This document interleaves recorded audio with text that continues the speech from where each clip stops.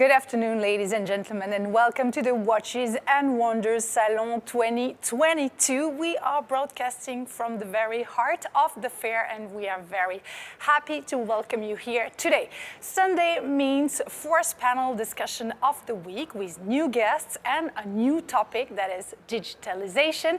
And this central question: is digital really the better version of the watchmaking and high jewelry business? Well, to answer this question and to see what my guest thinks, let's go and meet them right now.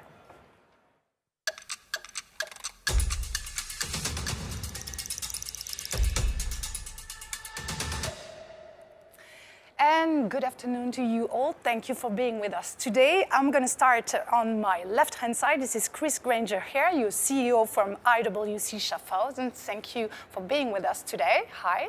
Thank you, Melanie. Hi, thanks for having us. Next to you is Edouard Mellon, CEO of Age Moser and Company. Hi, Edouard. Hi. And then we go on with Aura. This is a blockchain consortium represented today by his General Secretary, Daniela Ott. Hi, Daniela. Can you hear us well? Hi, Melanie. Hi, everybody. Perfect. Pleasure to be here. We move on with Ariane and its co-founder. This is Frédéric Montagnon. Hi, Frédéric. How are you doing? Yeah, very fine. Very happy to be here. Thank you for being with us. And then last but not least, as we say in English, at your work, this is your impact studio. You are its founder, Céline Dassonville. Hi and welcome. Hi, very happy to be here. Thank you for being with us today. So we have a passionate topic, if I can say so, vibrant topic. This is digitalization. And as we know, in the last 2-3 years now into the pandemic, digitalization has been a key. It has changed a lot of things. We are talking about the real impact. We are talking about the positive aspects, but also the negative ones, if there are some.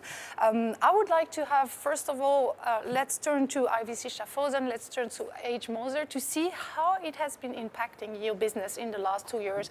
How can you take a look at it when you look back? What can you say to us?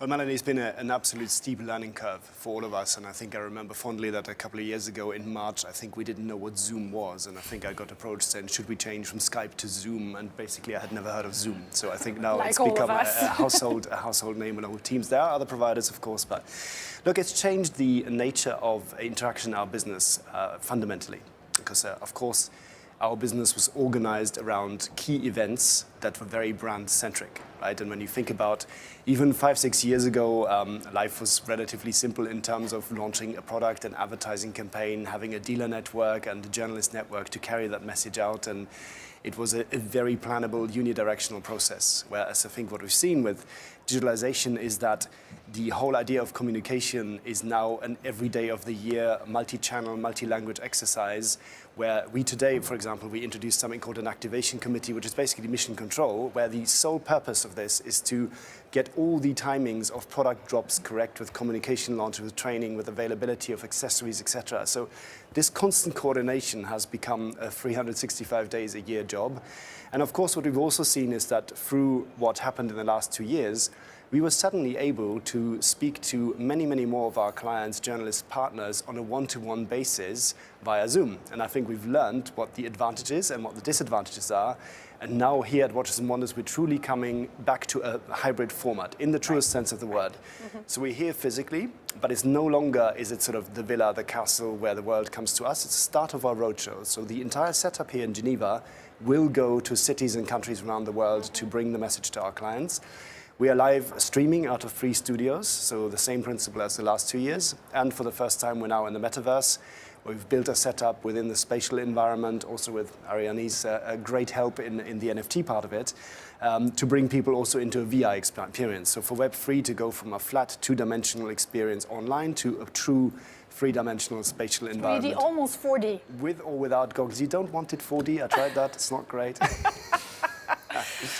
So it's changed a lot. A lot of change, we can see it, and a quick change in a very small amount of time. Before I'm heading to you, Edouard, I have to apologize to Benjamin Tesser, of course. He's here with us, and I didn't even introduce him today. What a shame on me. Hi, Benjamin, how are you doing? Very good. Thank you for not forgetting me, Melanie. No, of course, you're here with us and you're here to collect your questions. Meaning, if you want to react to what you're hearing now, if you want to send us a question, a comment, well, you can do it through the chat box and Benjamin will be happy to pass the questions on to me and to the guests here on the set today. So thank you to you and thank you to you, Benjamin, and I talk to you later. All right, so I move on to you, Edouard. We've heard the experience at IVC, and I can only think you pretty much had the same. To be honest, it's a very different scale, right? So for us, we had a very pragmatic approach. Digitalization started a long, long time ago because we had no choice. We cannot invest the same amount of money as bigger brands can in other media and other tools. So we were very, very digital early on, I believe. We were familiar with Zoom before the pandemic. But it's true that everything accelerated. I think it was 13 March last year, 2 years ago, when everything stopped and when we were like in this mood of, what's next. We installed a full studio setup, maybe not as nice as yours here, but in the manufacturer in Schaffhausen, we started training people. We've been training people more than ever without leaving even the manufacturer. We had visits of the manufacturer live from, on social media, but also on creating on our digital platforms. And I feel like, yes, we never met those people, but I got to know a lot of people way better. We had a lot of events around the world, as IWC does, but it was always like in the instant. You meet somebody, you shake hands. I'm not very good at remembering the name and faces, so a year later you meet the same person and you introduce yourself again, which is quite embarrassing. In the meantime, we've been connected with a lot of them. And what's interesting is here, coming back to Watches and Wonders, there's a lot of those people that I only met in the last 2 years. Right, and they're coming up to you and they're like, hey, I usually don't know the name, I still don't remember, but I remember the connection we had. We had long discussions. I think they understood who we are and what we do way better. We can really bring them into this world of haute horlogerie. And as Chris said, I think this combination, now they're having the possibility to combine digitalization, where we learn so much, and the actual live experience of whatever we do here in the markets or at the manufacturer is key, and we need to take the best of both worlds. And right in front of you on remote, you have the players. You've used the word metaverse. We are also talking about NFT. We are talking about blockchain. And of course, when we are talking about these subjects, I have to turn to Daniela. I have to turn to Frédéric, since this is your topic, actually. This is blockchain, and this is what you're doing. How do you see the evolving of the situation, the evolution of the situation? If I start with you, Frédéric, at Ariane, this is your core business, actually. Also happened in terms of disruption on the user and client side. So now people are just living in a world where they interact more and more through digital, through screens. And actually, what we see is that there is a big challenge for the brands to exist and to have a real identity into this, we can call it a metaverse, but it's all these different screens, all these different environments which are digital. And at one point, what we see, and because people spend more and more time interacting with different networks, doing different tools, there is a need for the brands to also have real identity and translate those identity into digital.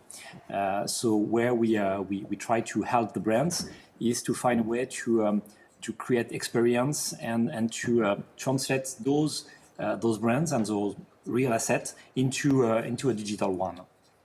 So, Frédéric, you are actually an independent blockchain solution, and in front of you there is Aura, and Aura has been launched by LVMH, by Prada, by Cartier. So this is a bit different.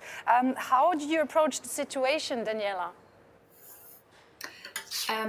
Well, to be honest, first of all, Aura is a non-profit, so we are based in Switzerland. We have 4 founding members, so rightly, as you say, Cartier with Richemont, LVMH, Prada Group, but also we have a 4th founding member, which is the OTB Group, which owns Diesel, Margiela, Chisanda, and Marni. And the purpose really of Aura is to make blockchain simple. These 4 founding members came together already 4 years ago, so we are not a startup. And it was really, I would say, sustainability was at the heart of the decision, actually, to build a private permission-based blockchain. So what's the difference between private permission-based and public blockchain? So on our private permission-based blockchain, where we have over 15 million NFTs logged, we know exactly where our nodes are sitting, and we know exactly our energy consumption. And having a sustainable blockchain was really at the beginning built in when the founding members met. That was really part of the vision, to provide this really a solution from luxury brands for luxury brands, but with one of the most sustainable blockchains upstream and downstream. So it's I would say from the vision and the purpose, different outset from the beginning. Okay, so we see a little bit all the players. Céline de Sonville, we've heard the good impacts for the moment, the good part of it. What would you add? I think it's very important to look at the positive things that digitalization is bringing, whether it's digitalization through the sales or through the reach that you can have, or if it's with more technical solutions that will leverage the NFT on the blockchain, or that will give existence in the metaverse. I think when we look at that, we need to go back to the basic and to think about why we use it, why you use it, for which purpose, and to look at the impact that it generates.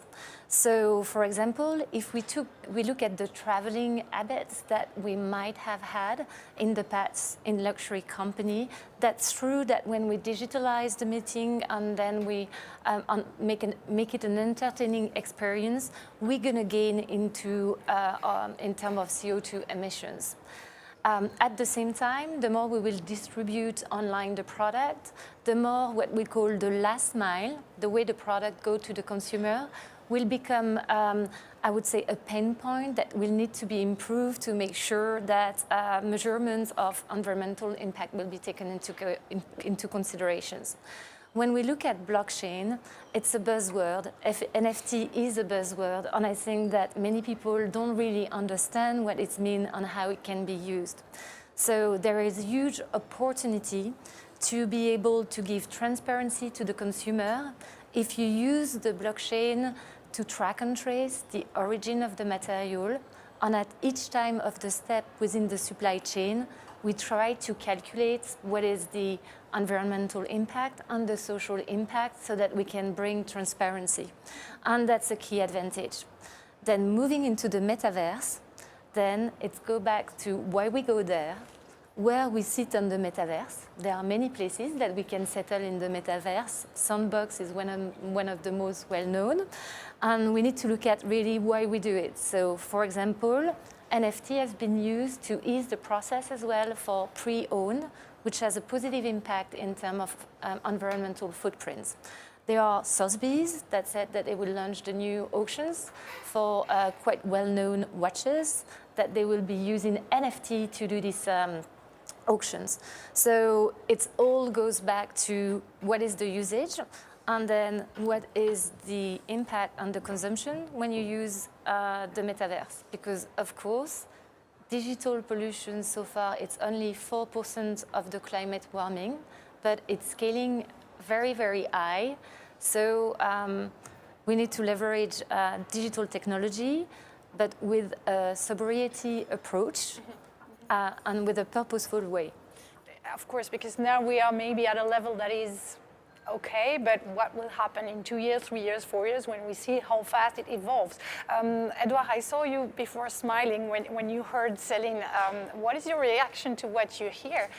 How do you see the things from your perspective and from your brand's perspective? Well, I think brands react a lot to consumers. I think consumers' understanding of these technologies and the impact will be very important. We've seen that in all aspects of sustainability. I see that in my team. I think the younger generation is very, very concerned and pushes us. We started the process of becoming RJC certified a few years back. We've been certified now for 2 years. It was something that was coming from our team within a lot of millennials who see that we need to do something more than actually what we are Swiss brands, we are living and working in luxury, they want a better purpose, and they pushed us, and we need to be better. I think the consumers, the younger generation, are concerned about that, and we need, as you said, we need people like you who teach us, who give us a little bit. See the intricacies of those technologies, because we don't master. I don't master it, and we do seminars to try to better understand. I think there's a lot of opportunism at the moment in this world of metaverse, NFTs. I see people launching like all kind of NFTs, which for me don't add any value to the brands and the consumer. It's just to be the first, and I don't think that's a good thing. I think that's going to create a little bit what happened with e-commerce and the internet in the early 2000s, when we saw this bubble explode because there were unicorns everywhere with no value. And then we went to the essence, and then we started building this technology. And I have the feeling we're going to feel the same with this old metaverse, NFTs, blockchain, cryptocurrency world. But again, it's going to be driven by younger people and the consumers.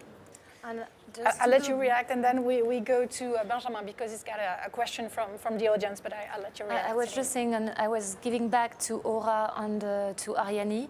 There are many blockchains. The cryptocurrency, the bitcoins, the way it's running, it's polluting a lot. There are governance within blockchain and NFT that have got really a lesser impact. And I think it's important as well to not mix everything in the same basket, but to understand that there's first the NFT and the blockchain, and then the usage of the metaverse, and the two have got different environmental impact, and positive and negative one. Let's move to Benjamin. What did you get from the audience, Benjamin? Thank you. Question from the audience saying, well, the pandemic obviously has forced the industry into a much increased digitalization with some very positive aspects. We're coming back to normal right now. Are these positive changes here to remain, or are we going back to where we were before? Who wants to give it a try? Look, thank you for the question. I think I don't sense any going back to normal, and I'm not sure how you describe that normal, because I think, as Edouard said in the very beginning, the pandemic for me, if it's taught me anything, it's a massive accelerator of underlying macro trends that have been going on for years and years and years, and I think it just accelerated that journey of discovery. What I would say, though, at the end of the day, is we have to remember that in our business, luxury is all about emotional, non-essential products. It's products that people buy for emotional motivations, for feelings, for relationships, for memories, for forming part of their legacy. And that, at the end of the day, is a relationship business with our clients.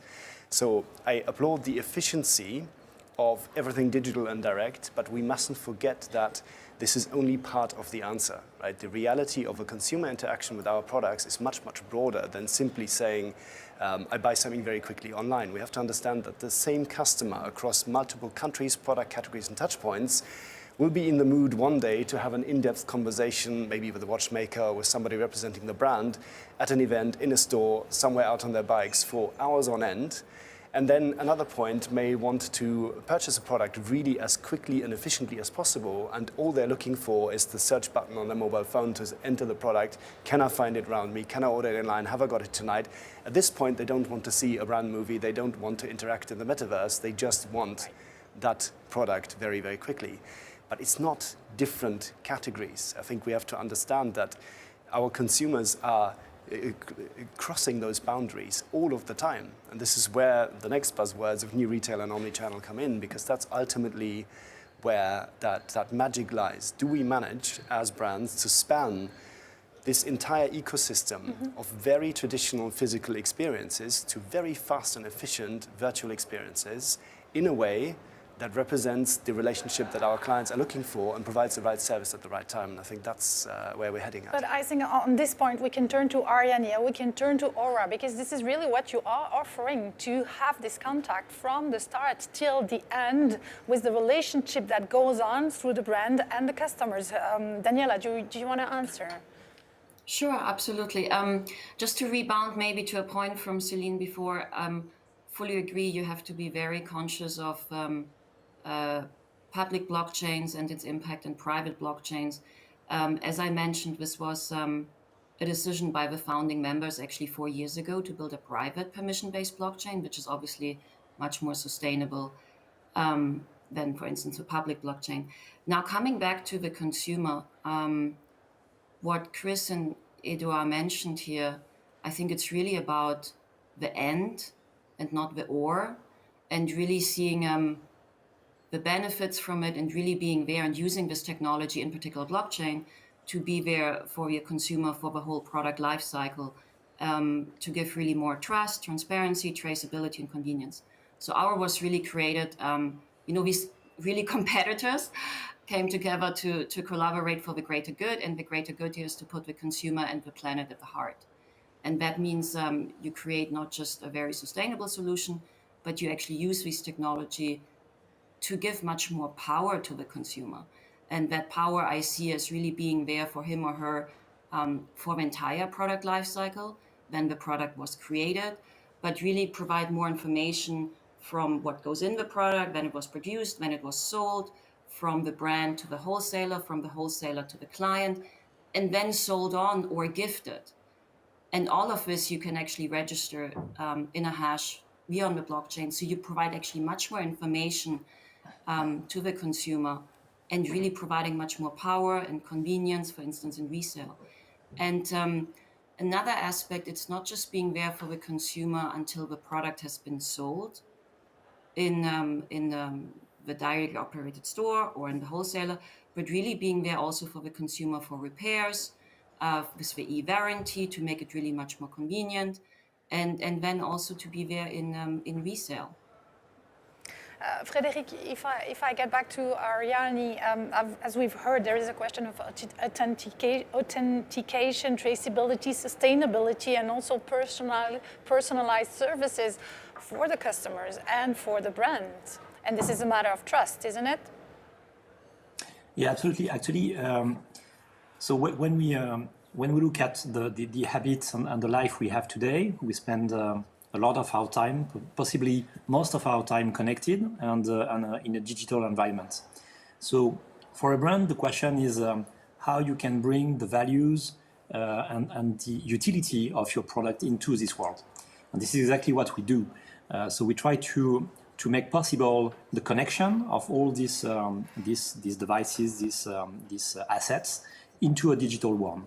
As an example, with Breitling, we brought a warranty, e-warranty, onto just this ecosystem of digital and the ability to interact with the warranty directly with your phone and not having a piece of paper, and you just make a frictionless relation with the brand.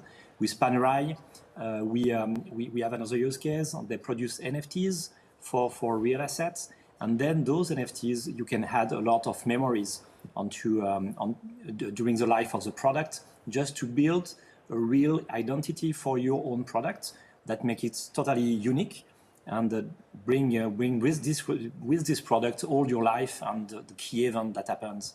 With IWC Osco, we just launched a kind of membership.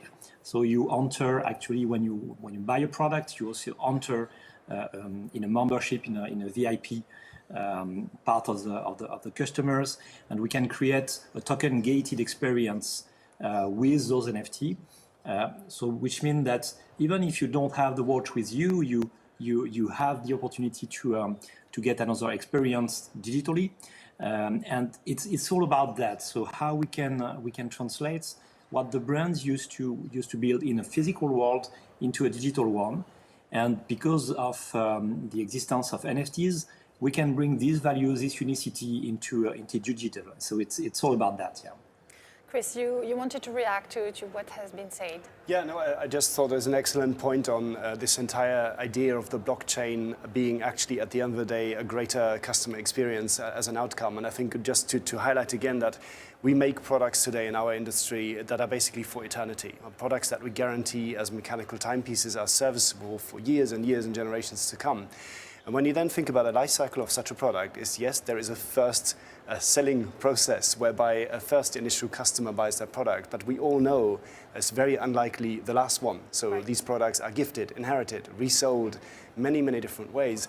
And today, we as brands, in the service we provide, we mainly focus on that first initial moments. Now, in a 500-year life cycle of the first maintenance cycle of a perpetual calendar, that's not a lot. So I think what ultimately the ability through the blockchain to have an opportunity for every single new owner of a product along with this digital twin to be able, if they so wish, to have a full service experience by the brand, irrespective of whether they bring in the watch in for repair or not, but just to say, okay, my wallet ID, I have the opportunity to register, to say, here, I'm the new owner of this product.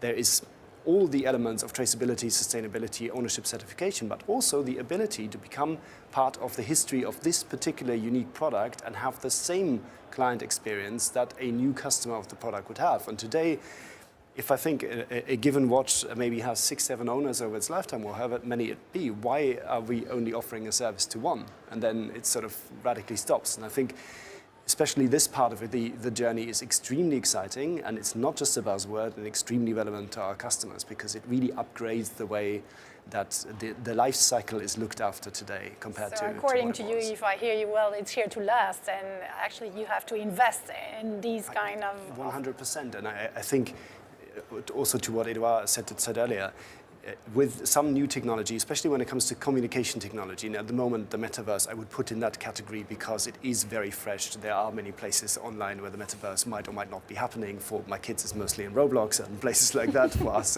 it's slightly different environments. We do not know at this moment in point if Web3 and wearing goggles and all of this is the breakthrough technology, yes or no. Time will tell. We don't have to answer this now either. We didn't know whether Instagram was going to be big. Invest the field though.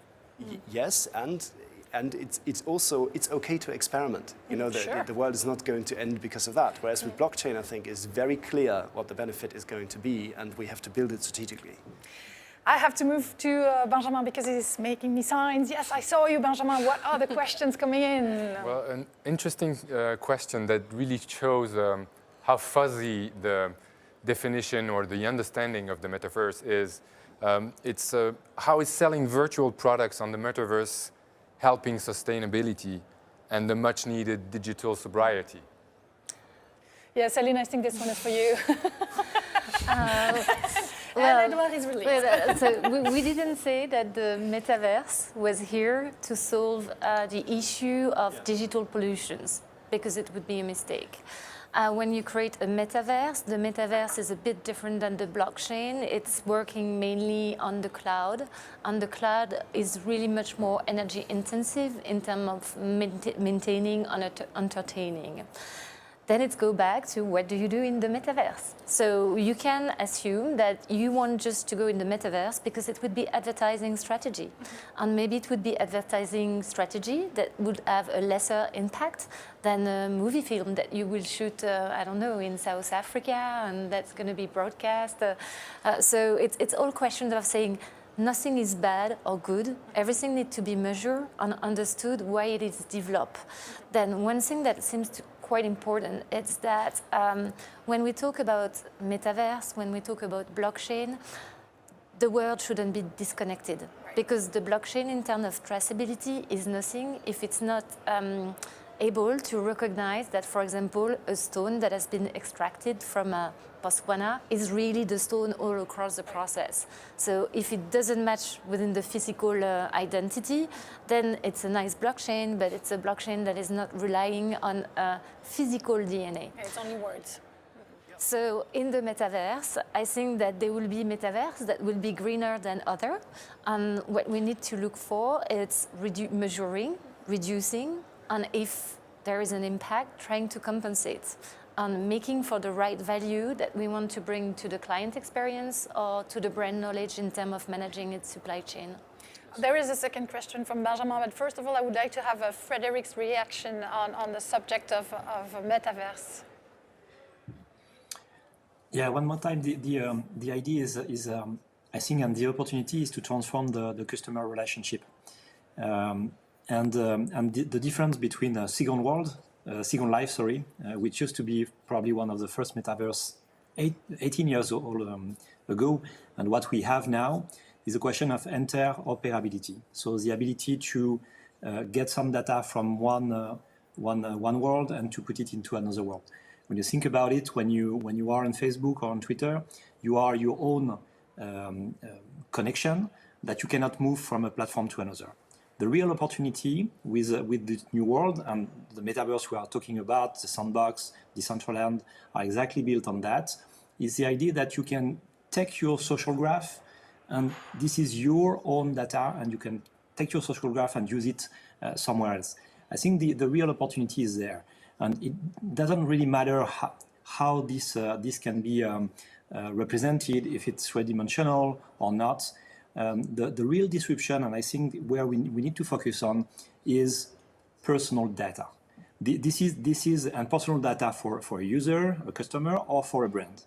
The main idea here is because of Web3, because of NFT, because of blockchain, we have this ability to be interoperable between different technologies, and to make sure that as a brand, my data will be owned by me and not by a third-party platform. Same thing for an end user, for a customer.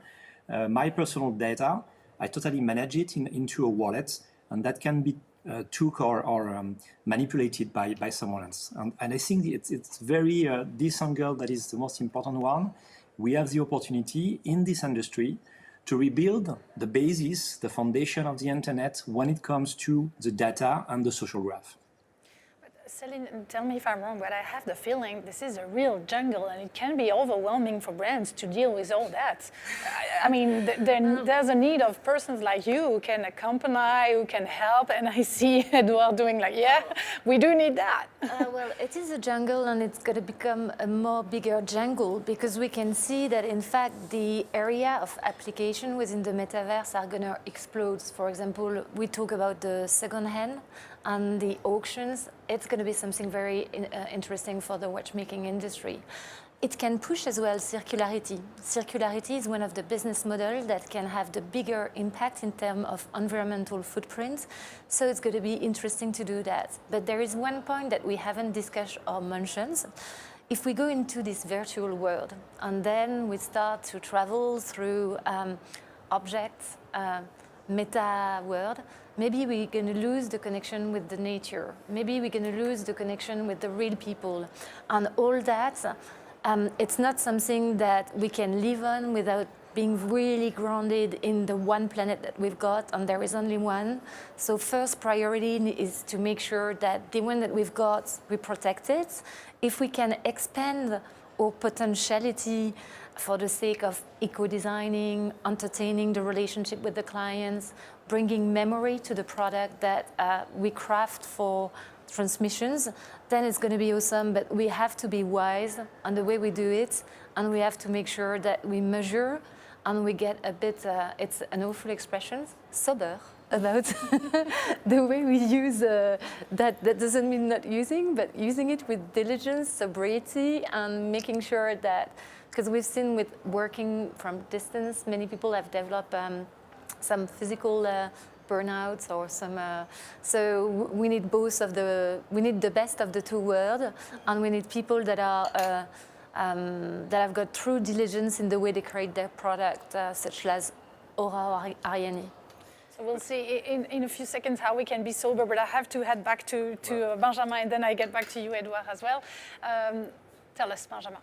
Well, thank you, Melanie. Actually, it's exactly a rebound on what Céline was just saying. The question is, isn't an ever-increasing digitalization making us lose sight of what's happening in the real world? So I think that's the topic right now. Edouard.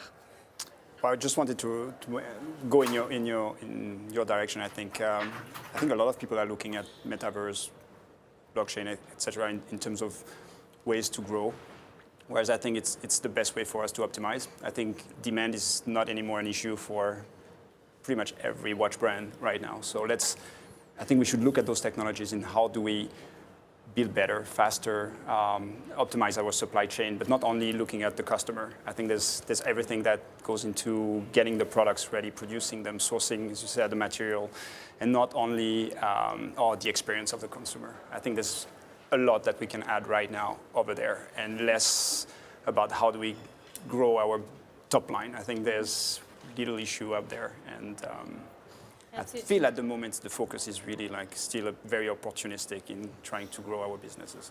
To build on that, currently there is the Russia-Ukrainian war. That is an issue for watchmaking brands and jewelry brands, because there's these questions how we can make sure that we don't have any gold from Russia or any diamond from Russia that goes within the supply chain. Everyone knows that supply chains are very, very complex, structurally speaking, that's how we say it. And technology that is more like in the track and trace as well can help to bring solutions. But this is not an easy task, and no one can say, yes, I can for sure guarantee that I master my supply chain from the origin to the bow window, because it's a common task that we've got together to clear out. Chris? Just the question that was submitted, I just want to come back to this question of losing sight of the real world, because I think it's an interesting one, because it really has two dimensions. Number one, I think we are not in a position as a service provider to make an overall society trend decision on how consumers wish to communicate. And I think we shouldn't. I think it's a dangerous thing to do. We're not guardians of that. We are providing a customer experience. Maybe not guardian, but still setting an example. Setting an example for sure, but I think we don't have to answer that particular question in the end.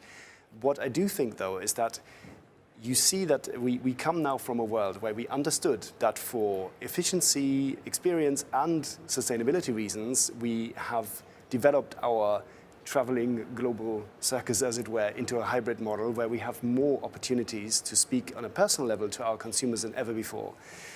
When I then think about Metaverse and the virtual world, I can now logically, as we're sitting here having a three-dimensional physical experience, our viewers are watching us in 2D flat on a screen on the Watches and Wonders platform and beyond. Now, if we can bring them around the table and they have the same three-dimensional personal experience in a virtual way, I mean, we can argue that is an improvement versus just watching us flat on a screen and experiencing a similar thing as we all are. We'd like to be together with our viewers now rather than having them hidden behind the webcam. So therefore, I would argue that's a good thing, right? It's not the question, do I spend all day in virtual reality? For me, it's a question, how can we make every single touch point we have much, much better? And you see, by the way, what's really interesting is while all this technology was developing, it was the biggest push to the development of physical retail that I have seen in the last 15 years, in the middle of the pandemic. Now, what's that saying? That's saying that as we are getting so much more digitally efficient, people are longing at the same time for the exact opposite, which is an in-depth personal physical experience. And that's where we make me say this is a question of balance. It's a question of balance, yeah. I want to get back to you, Daniela, because I want to hear you on all the topics that we've shared in the last minutes. What is your point of view? What is our point of view?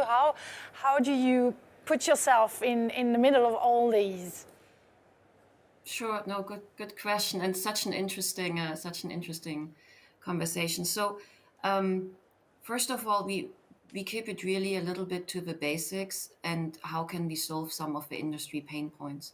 And this is really where we go back to what's the proof of authenticity, what's the proof of ownership, digital warranty, the e-certificate, proof of origin, or really recording all of the events, and the transactions which happened for this luxury product.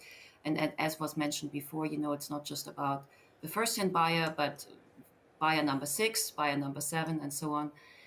And I give you an example. We have one luxury member brand. They have an issue actually that consumers bring back real watches with fake movements.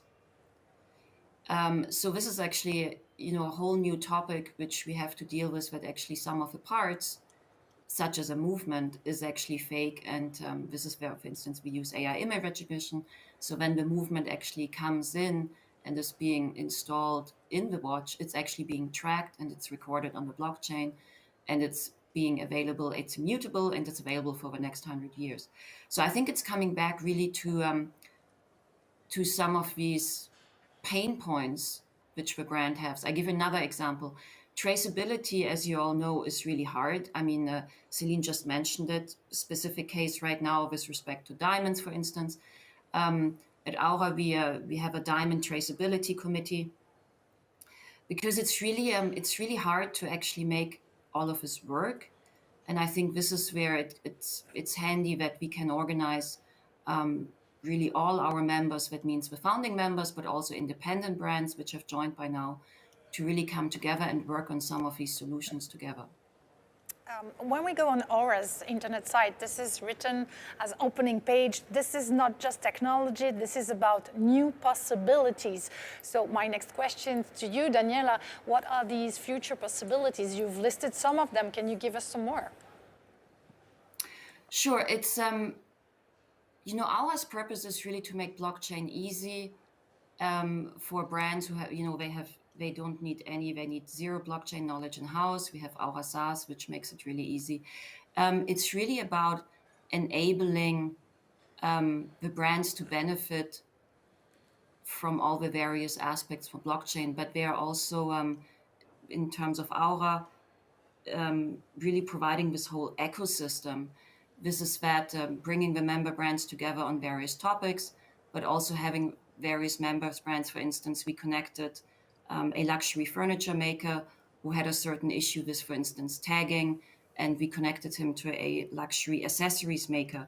Aura is actually for large brand and small brands, but then also for the whole category of luxury, or all categories of luxury, meaning watches, jewelry, fashion, art. We have use case for hotels. We have a use case for yachts, cars. So it's really exploring some of these issues and sharing some of these learnings and how we can address some of the common challenges. Frédéric, if I get back to you, we are talking today about sustainability and trying to do the link with this digitalization and blockchain and Metaverse and NFT and so on. Can we say that we can quantify the impact of these new opportunities on the topic of sustainability? Is that possible? Well, several things. The first is for the circular economy, of course, having a digital identity and creating a really seamless experience when it comes to second-hand market or all these things, just make the whole market more efficient, and it gives trust, of course, for customers. And at the end of the day, that just creates a new value for the brands. When you are just buying a product on the second-hand market, you want to be reassured of the origin of the watch, but more than the origin, you want to buy from someone with a real owner, and this is where NFTs just give the proof of ownership that makes a difference.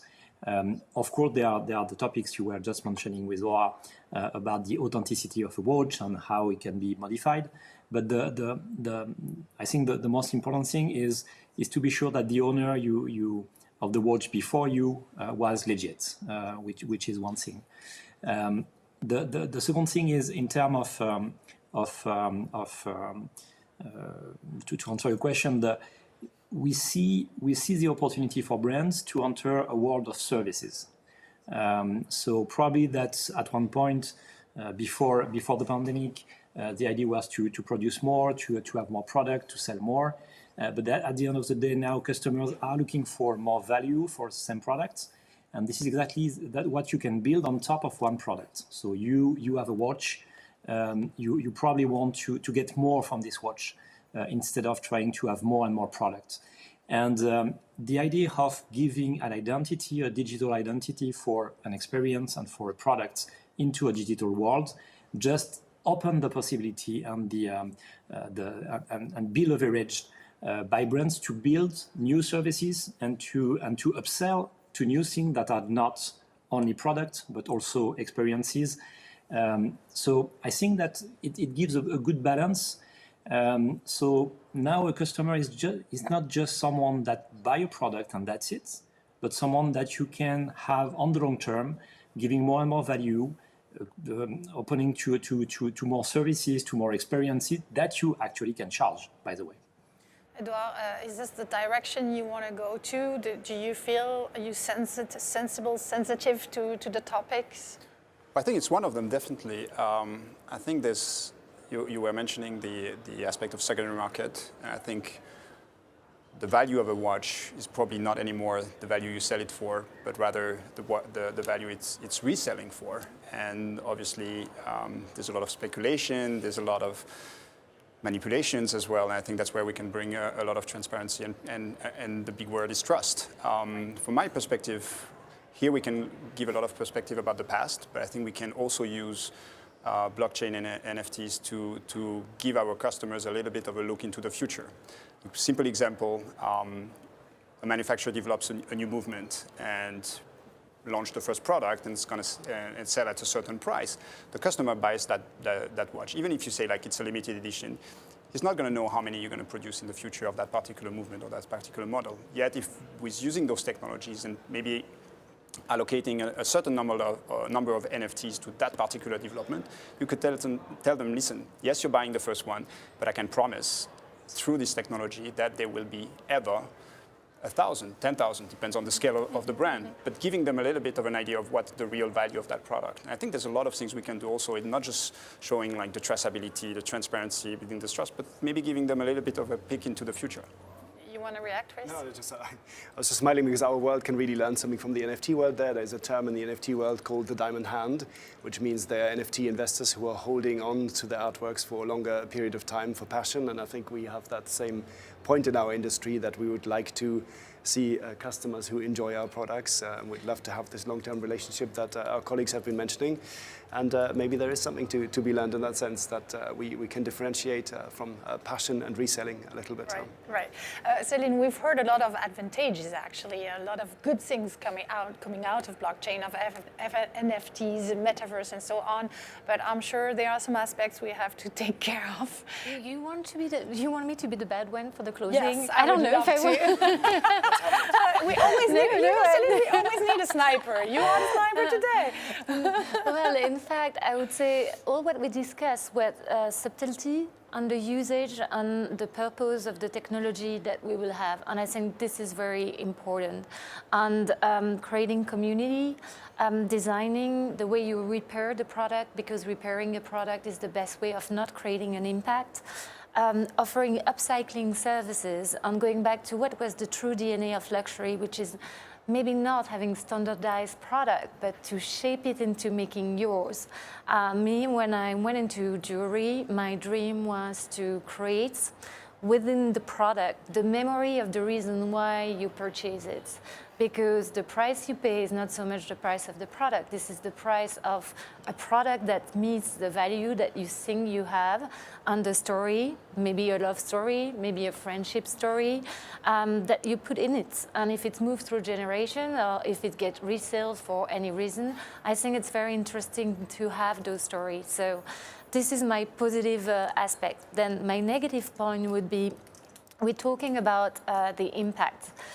If we take the metaverse, what is going to be the true impact in terms of absolute value of impact?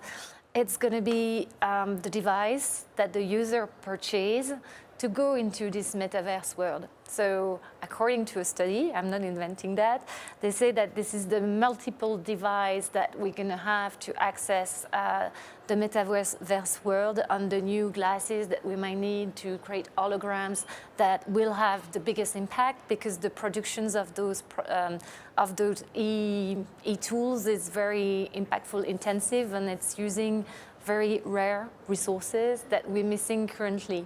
So I don't want to conclude. I don't want to conclude on a negative point. I think that there can be only positive as far as we get conscious in the way we use it, and we respect the value of beauty and preservation of the environment, then everything will goes well. Chris? I'm just saying, at least today, as long as you're wearing your VR goggles, you're not also driving. When we get into self-driving cars, then we're in real trouble, because then I can drive, have a carbon footprint, and consume the metaverse at the same time, which then we're in trouble. Let me tell you, I had a meeting once. It was the first meeting with it was a virtual meeting with the Google Glass. Oh, wow. Well, it was very interesting. It was the first one, but it was a nightmare, because I couldn't, I'm not a game player, so I couldn't manage the joystick. and I was bouncing all the time. Exactly. I was going to say, bring your son, bring your daughter, and they'll be fine. And I was just jumping on scene, and I was not accepted, and I was jumping, and I couldn't talk to anyone, and but it was a premiere, so in any first. It's obviously a learning process. Definitely. Remember when you first plugged in your internet modem into your phone line, you had to ask your mum or dad to come off the telephone to be able to use the internet. We've moved along since then, so I'm confident that this will also resolve itself. Let's hope so. And I would like also to turn back to Ariane and to Aura for maybe a sense of perspective. Can you do that? Frédéric, maybe first. Yeah, I think that for the first time in the digital history, there is an opportunity for the industry to get control over the infrastructure of what is going to be built, just because it's as decentralized so when it's decentralized, everyone has his own responsibility to build what's go next. So I think there is a sense of urgency to at least test those newest opportunity. And as long as you don't touch that, as long as you don't try to build with those technology, you cannot have a sense of the opportunity and the real value that it can bring. But there is an urgency to try it and to start, just because if the industry don't go this way, then of course the Facebook and Google of the world will build the future of the internet without you, of course. Daniela, do you share this point of view? But listen, as I mentioned, our background 4 years ago is coming from a different outset. I would say the benefits of blockchain is clear. It's not going anywhere. Blockchain will stay. It's really about putting the consumer at the center.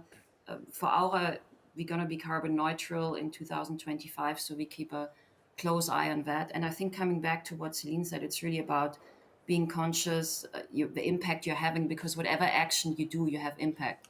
And it's really going back to why are you using blockchain and what's your use case and what you want to achieve with it.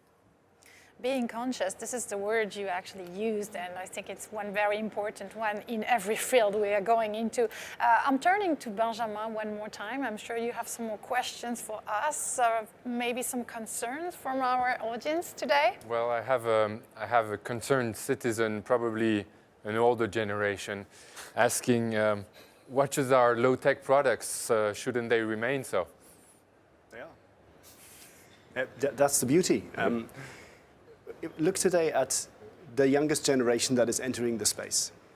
They are as interested in highly sophisticated digital technology as in extremely analog technology. I'll give an example as well. I just had a meeting 20 minutes ago, well, an hour ago now, with one of the biggest upcoming ladies in social media watch journalism, one of the most digitally savvy ladies out there. She came with a camera using film. And to take a photograph, not her phone, a film camera with a Kodak, Fuji, whatever film inside. So this duality, and our product is an analog product. We're not going to change that. We're not going to make a smartwatch, an energy-consuming battery, lithium-ion battery-driven watch. But we have to respond and be there for our customers on the levels and in a communication environment that our customers prefer, in a service offer that our customers prefer. And that is changing all of the time. You saw last year I was probably sitting here or in the studio in Schaffhausen with a message that we're experimenting with Clubhouse and we think this is the future. 1 year on, we know, okay, it's not the primary platform for brand communication. Snapchat never fulfilled its promise. We saw that TikTok's going a little bit of another way, but Instagram, Facebook, originally for the older generation, as we're talking about, okay, there we are. This turned out to be a massive game changer in the industry. And I don't think that it is a contradiction to say we make a sustainably sourced, responsible, eternal analog product, but we are adapting everything that goes around that to the needs and tastes of our consumers at any given moment in time. And this may be radically different in 12 months' time, but as our colleague said, we have to make the step, we have to explore, we have to see what the opportunity is, find out the risks as well, and be part of the solution, part of the development, rather than saying, well, we'll wait until it's all done and then we see if somebody will have us. That's I think, where we have to be proactive. So in any way, a player, a driver in the game, I guess you sharing this point of view, Edouard? Yeah, totally. I think I look at it, if we look at luxury 150 years ago, it was all about people traveling the world to go to, I mean, in our field, it would be traveling around the world to this small workshop where maybe a few people were working, and you would order your watch, you would wait months before you would get it, and you would have probably to go back there and get it, and you hope it doesn't get broken because it was a nightmare to repair.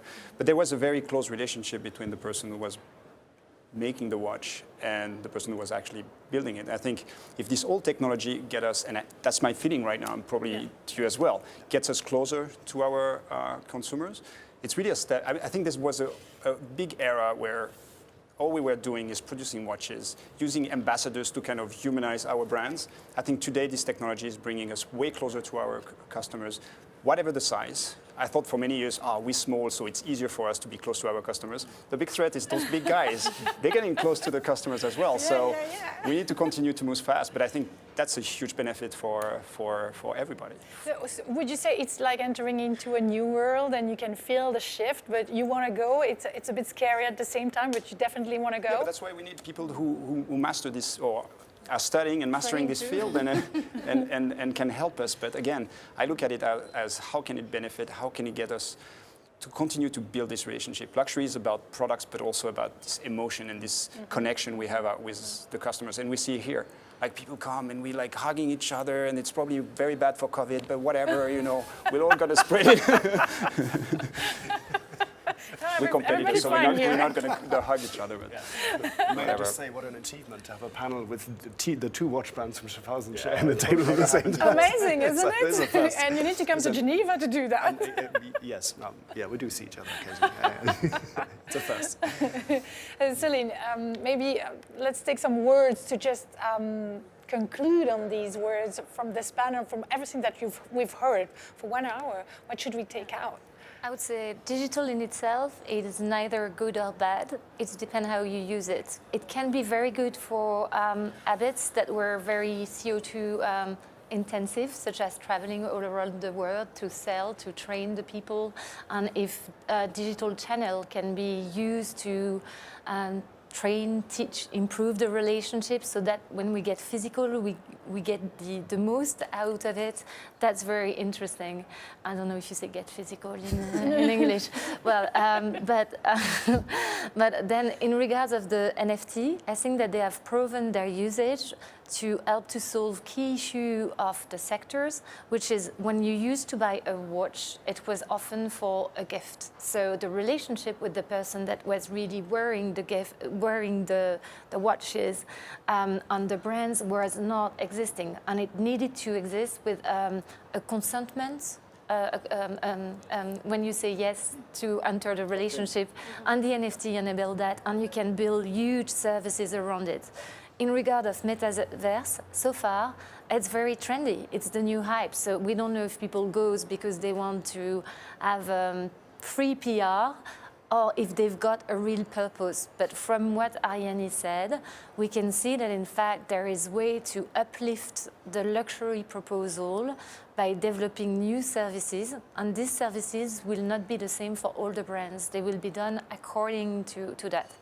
And on the negative parts, digital sobriety. This is a science-based approach. There is a lot of people that are working on that. So you need to make sure the way you design all that, it's made out of conscious of the impact that it's got. Conscious. Okay, let's take this word. I'm going to take this one. Conscious, I think, is one of the most important today, and also finding the right balance between the real world and this other world opening up to us.